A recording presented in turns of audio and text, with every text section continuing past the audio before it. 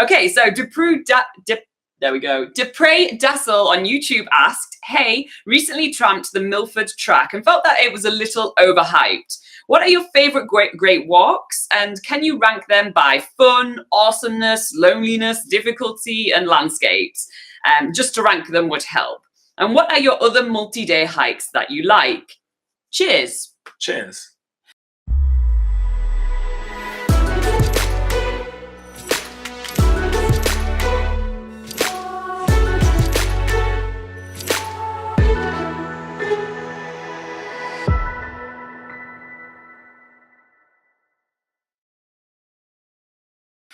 All right, so let's talk about, I'm gonna sneeze. No, am I? I don't know. I did sneeze. That was weird. You can predict the future. All right, that out of the way. Yeah. All right, so great walks. So talking about the different great walks around the country, I mean, we've done that so many times. There's so many videos about the great walk that we've made. So I think that if you want to know our opinion on each of the great walk, you can definitely watch our other videos. But I think that this question is mostly asking, well, listen, I feel that the great walks are very popular. There's a lot of people, and it wasn't as like amazing that I was told with all those slow motion and drone shots and all those kind of things. So what we thought is that we give you like basically about like 5 of our favorite multi-day hike, which are not great walk, but which are definitely worth being much more hyped than a great walk, even, and I dare say, even more hyped than the Milford Track. Yeah. So now, no pressure on us because obviously we've done a lot of hikes. Yeah. And so we come up with this list. So this is the list of hikes that we think are even better than Milford Track, but they're cheaper and with much less people. Absolutely. All right. Okay. Do you want to get started? Yeah. Or I can get started. Oh. Okay, my favorite one. Yeah, I'm really excited about this one. You're keen. All right, so there is a track called the Inland Track in the Aotea Track National Park. So in the Aotea Track National Park, almost everybody does the coastal track, which is, well, one of the great walks. Yeah. It is a stunning walk, with beautiful golden beaches and all those kind of things. But the inland tracks give you such a unique experience. You go in middle of this beautiful, super lush native bush with more bird than you can think of. It's absolutely crazy. The chaotic noise of birds that you have around you. It's absolutely amazing. There's some really unique plant life as well. The landscape are very unique, and the fact that it's so close to these great walks make it first quite easy to access, but second, it gives you this really good feel of having done one of those New Zealand jewels. The Aotea National Park is absolutely amazing.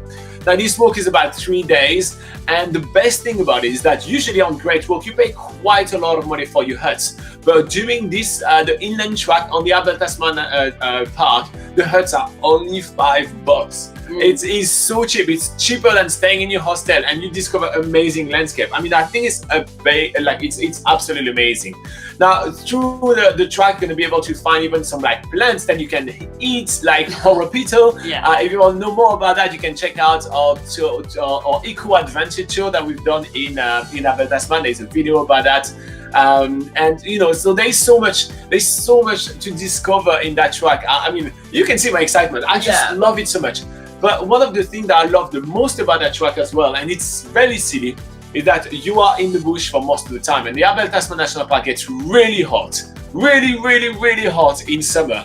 And the sun is absolutely relentless in New Zealand. You hear us talk about that all the time. But during the inland track, you are mostly within the shrubberies. So that means that you're in the shade, and sometimes it's actually quite, it's cool, and that is very nice. Yeah. Anyway, so the first one that we have for you is the inland track. I'm sorry, I do really like it. And did you say how many days that was? Yeah, 2-3 days. 2-3 days. Okay, so another really awesome multi-day hike that you can do, which isn't a great walk, so it means that it is a lot quieter and cheaper, is the Aotea Track, which is on Great Barrier Island, and that is just a short flight or a long boat ride away from Auckland City. So yeah, considering it is quite close to obviously New Zealand's most populated area, this island is a complete contrast to the city. So the Aotea Track is 2 to 3 days long, and the huts along the way are actually really they're actually really nice. They're quite new. They're comfortable, because there are some huts around New Zealand which, you know, they're a little bit old and you can feel it, but these ones are all really nice huts, and they only cost $15 per night. So compare that to a Great Walk.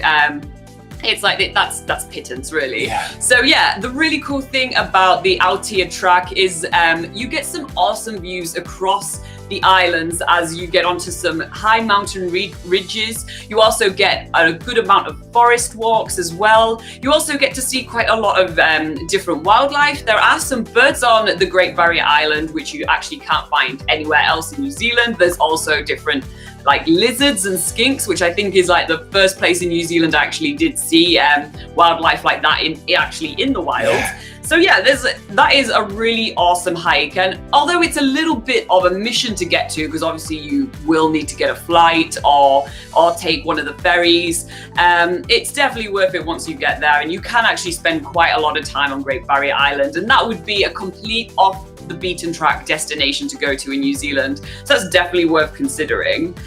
Shall I move on to the next one while you're fiddling around? I'm trying to make it work.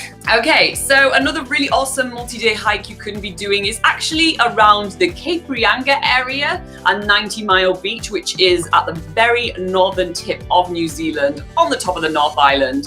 And this is called the Paki Coastal Track. And this is a really awesome walk because it's so cheap, because they have quite a lot of campsites on the way that are free, and also there is an $8 campsite as well, so you won't be spending much on accommodation.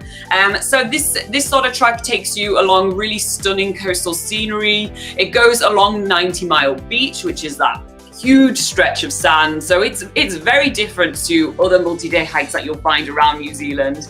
And again, it's not bombarded with tourists. There'll be the odd bus that goes by, because there's some bus tours that go up Cape Reinga and stuff like that, but that will feel like about 5 minutes compared to the whole 3 to 4 days that the track takes to complete. So yeah, that's the Paki Coastal Trail. That's another really awesome option, and they are actually that track is actually that good that the Department of Conservation are considering making it a Great Walk. It is in the shortlist for that, so get to it before it becomes maybe the Great Walk 11. You know, like you never really know. All right, cool. So the next one I want to mention is the Southern Circuit on Stewart Island. Now, Stewart Island is New Zealand's like third island. It's all the way at the bottom of the South Island. And yeah, so it is an amazing place. So about 80% of the whole island is actually a national park. So there is literally just the town of Auburn, and the rest is a complete wild bush. It's really amazing.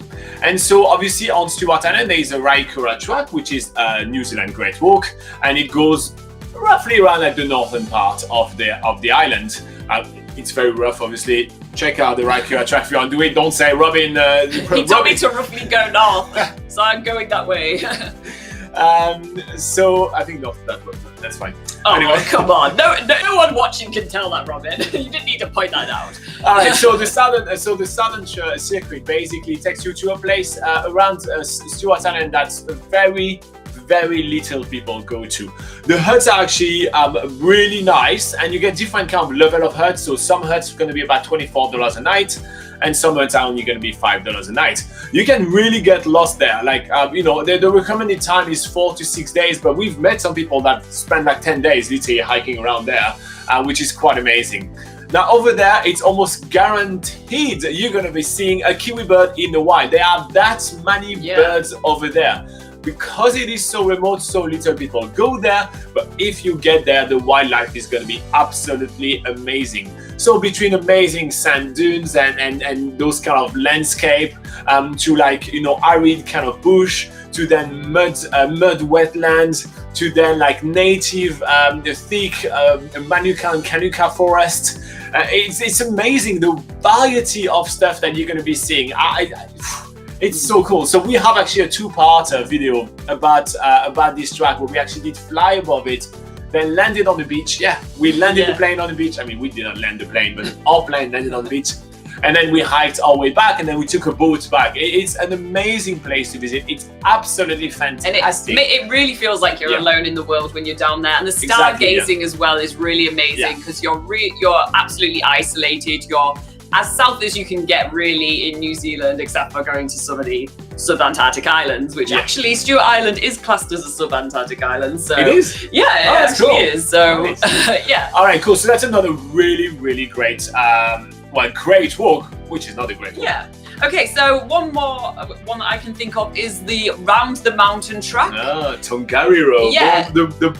The most famous hike in New Zealand. So in the Tongariro National Park, everyone knows it for the Tongariro Crossing. They probably know about the Great Walk there, which is the Tongariro Circuit. But there is another really awesome multi-day hike, which actually goes around Mount Ruapehu. And this walk is 4 to 6 days long, so it's pretty long. But this goes basically around the largest volcano in New Zealand. And you get like a real mix of landscapes. So on one side of Mount Ruapehu, it's all real volcanic. There's loads of lava fields you can see. And then on the other side of the mountain, it's completely like covered in forest. There's waterfalls you can see.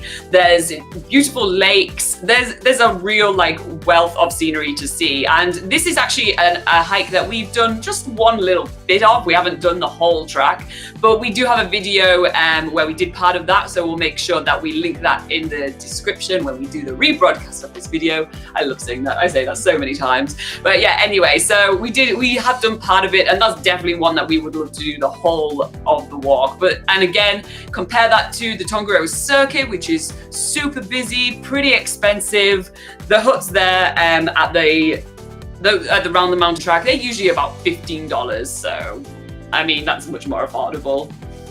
Yep. Yeah. So that is basically our picks basically for our hike, which we think deserve much more hype than what they currently have, and should replace the Milford track on your list. Yeah. Tell us if you agree with that in the comment below. If you do have any follow-up questions, in the comment below. If you do want to learn more about all those tracks, link in the description below. Basically, scroll down a little bit and everything's happened there. Yeah.